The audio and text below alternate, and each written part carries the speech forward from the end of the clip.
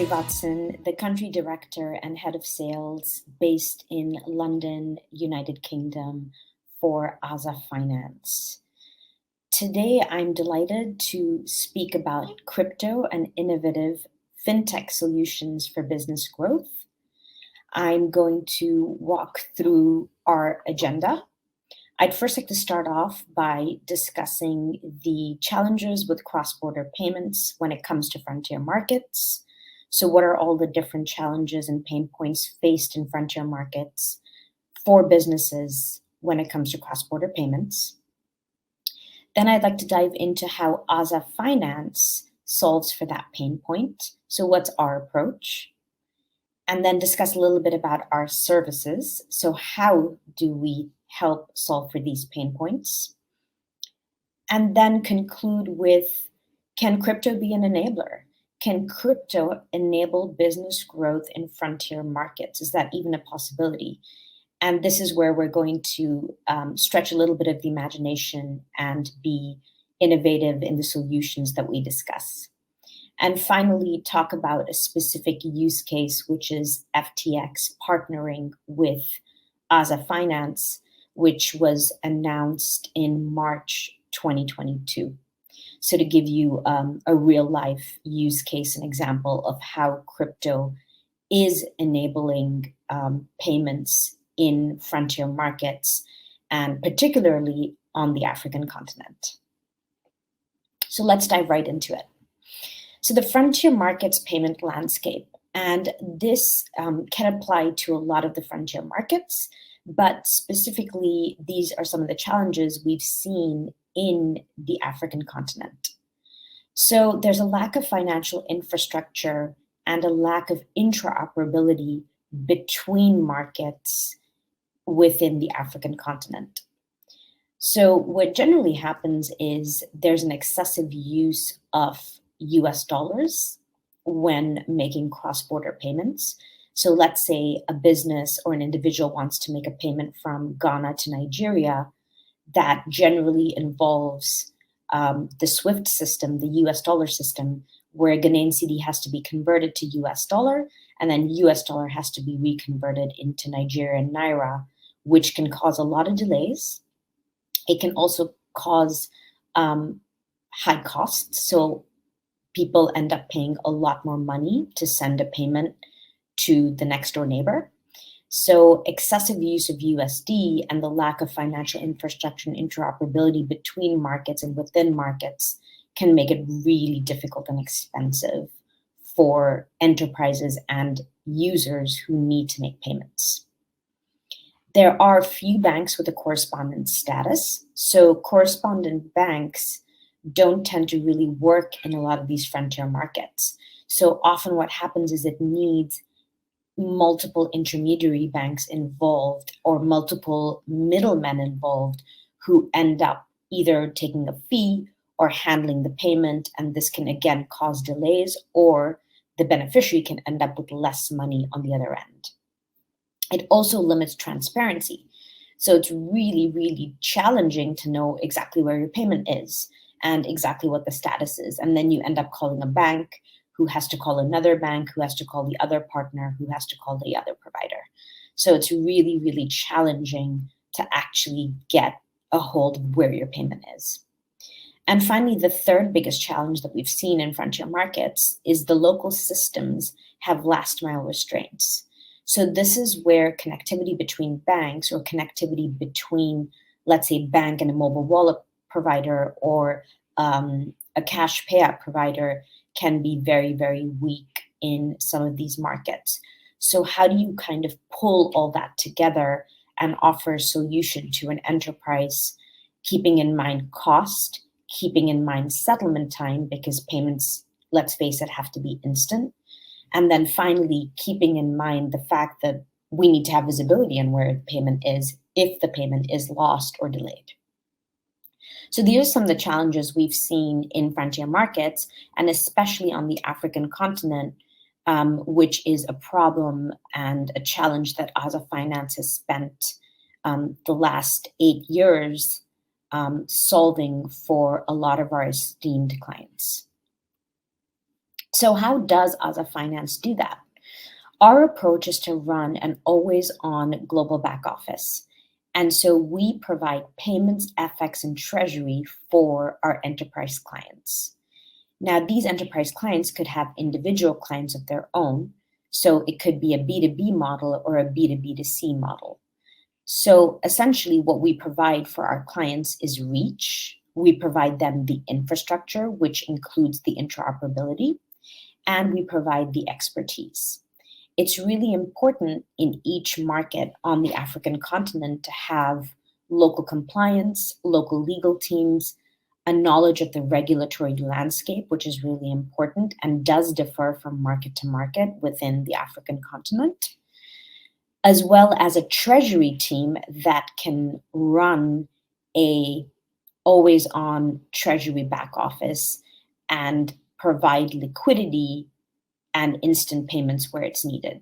So our API technology can deliver payments instantly, but we still need that liquidity. So how is that liquidity delivered? So our trading desk manages all our exposures and manages all the different currencies within our risk limit and ensures that liquidity is delivered at the right time, at the right place, and our API technology finally brings it into the last mile, whether it's a mobile wallet, a cash pickup, or a bank account. So this is how AZA does it. We have offices in over 7 markets, and we have local compliance teams that will help with the regulatory aspect. We have local treasury teams, and we have local client-facing teams who help with dedicated services for all these business clientele. So these are the services that we provide. AZA Finance provides it through our API and our web product platforms.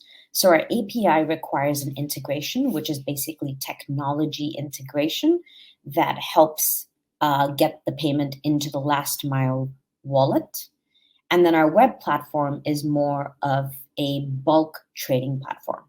So through these 2 products, we're able to deliver payments, FX, and treasury. What does that really mean? So payments is cross-border B2B payments, where we can provide instant mass payout and last mile remittances. FX is our capability as a market maker, so we can make a price for any of our customers in the currency that they'd like to buy and sell. And then finally, treasury is our capability to manage large amounts of treasury and exposure that our clients may have and their need to access global liquidity on a 24-hour basis, 7 days a week. So all of this takes a lot of coordination, but it also takes some very high-end technology to be able to deliver the best-in-class solution for all our customers. Now, where does crypto fit into all this? Crypto for us is another currency that we would be able to offer to our customers.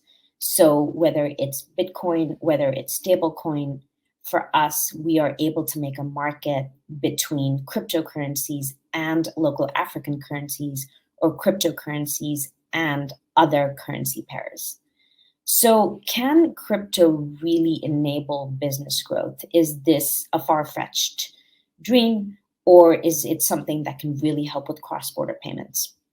Well, let's have a look if it's really happening, and let's have a look to see kind of what the realistic horizon looks like.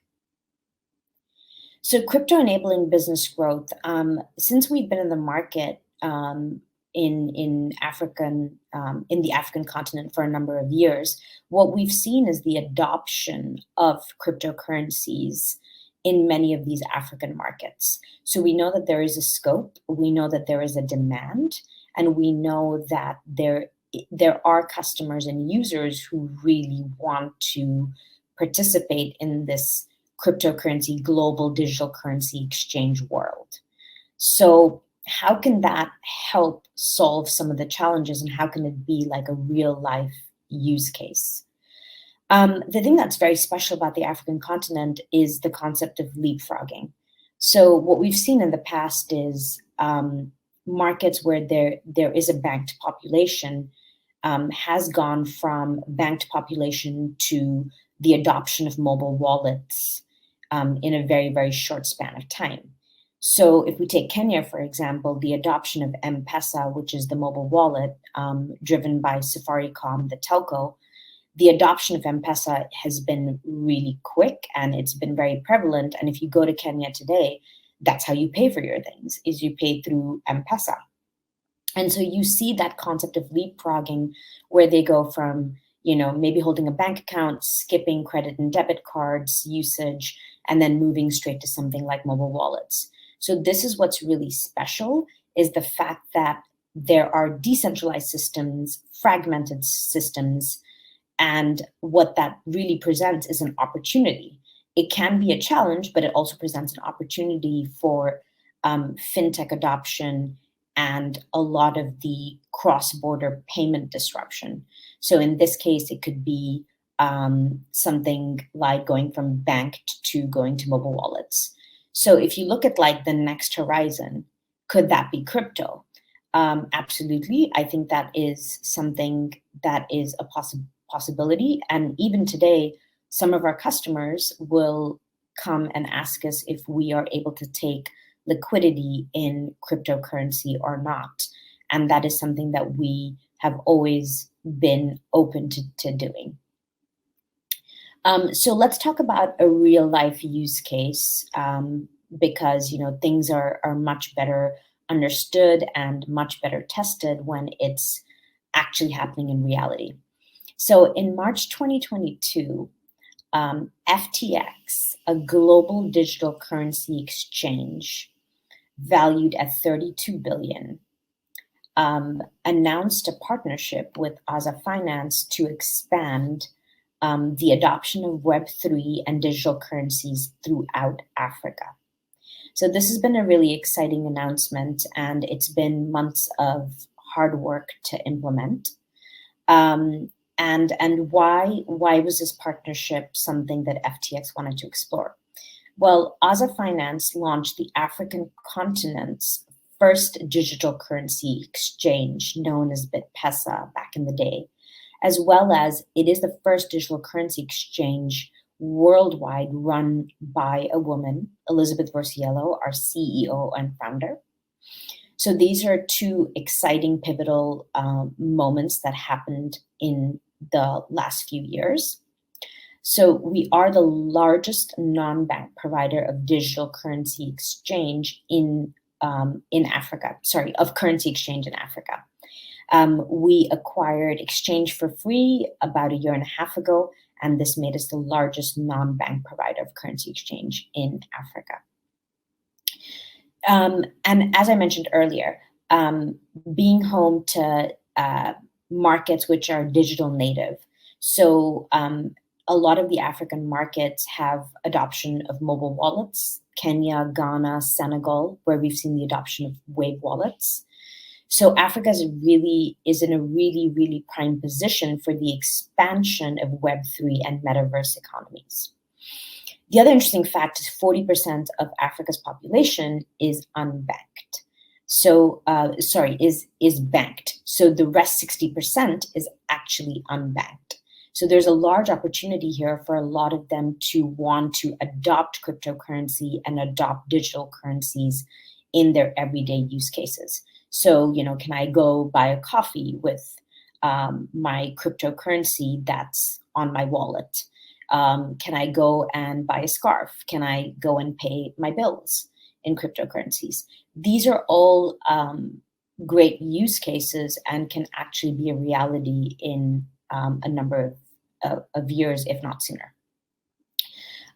Africa's population is projected to double, which also means the working population is going to significantly grow. And if the working population significantly grows, we're looking at a younger population who's ready and more open to adoption. And also, there is a large number of mobile money accounts that really can help drive the adoption of digital currencies or digital wallets. The addressable market for crypto wallets, just to give you an idea, is in Nigeria it's about 13 million, and in Kenya it's about 5 million, and these are one of the top 5 markets for crypto wallets in these within these African markets. So because there's a big opportunity here, FTX is partnering with AZA Finance to really drive that adoption and drive the use of cryptocurrencies. So FTX will leverage AZA Finance's on and off ramps. That's just basically the collection and payout channels available via the API to give users in the African markets the access to digital currencies. So essentially, a user can use their FTX app to buy and sell cryptocurrencies, stocks, and whatever else is offered on that app to be able to exchange local currency into these digital currencies or the other way around. And eventually get into a place where you can pay for goods and services using your FTX wallet. So together, FTX and AZA Finance are going to work to expand Web3 in Africa in 5 key ways.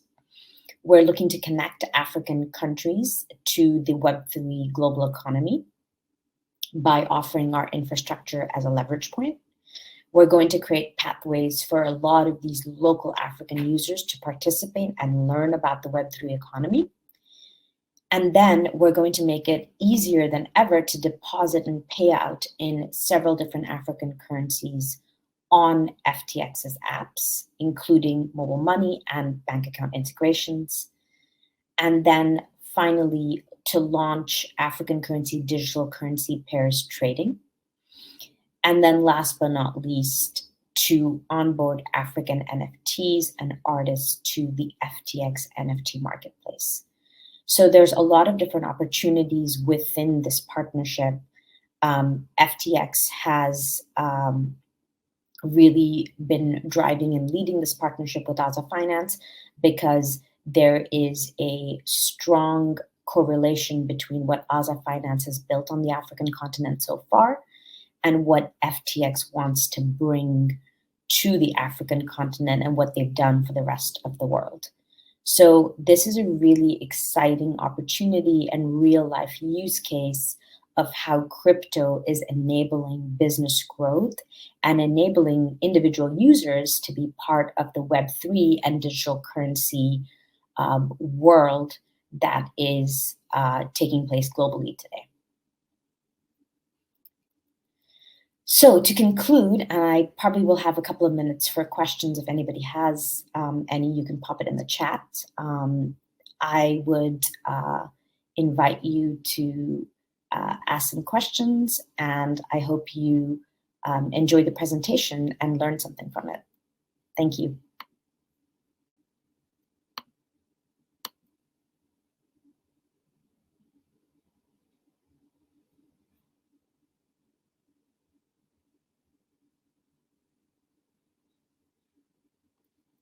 Okay, looks like we have a question from Benedicta to be able to share the presentation. Benedicta, let me message you privately. Unfortunately, it's a presentation that I'm not at liberty to share, but let me message you privately about it so we can discuss further if you have questions. Thank you. I think we have about a minute, so if there's any more questions, feel free to drop it in the chat or feel free to DM me, and I would love to speak with you about opportunities of how we can work together or even discuss some other innovative ideas. Thank you, everybody.